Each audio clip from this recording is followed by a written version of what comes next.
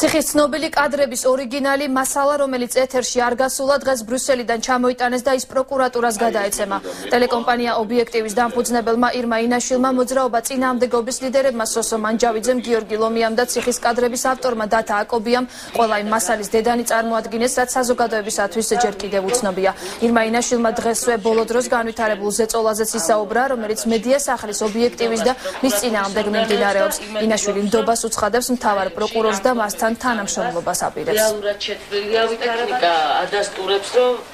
ობიექტივის წინააღმდეგ მიმართულმა ცილისწამებლურმა კამპანიამ, რაც გრძელდება მთელი 2 თვის მანძილზე და სამწუხაროდ დასასრული არ უჩანს, ჩვენ ვამბობთ, რომ ყველა ის დეზინფორმაცია, ტყუილი ცილისწამება, რაც ვრცელდება ობიექტივის წინააღმდეგ ბოლო 2 თვის მანძილზე, ეს არის კარგად ორგანიზებული და მიზანმიმართული კამპანია. მეორე საკითხია, რომ ამ კამპანიაში მონაწილეობენ არა მარტო კონკრეტული პირები, არამედ ამ კამპანიას ყავს დამგეგმავები. ეს არის დედანი ჩიპი,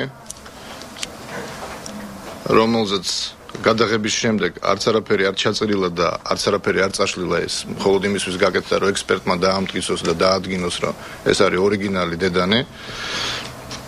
ასევე ჩვენ გვაქვს მასალა.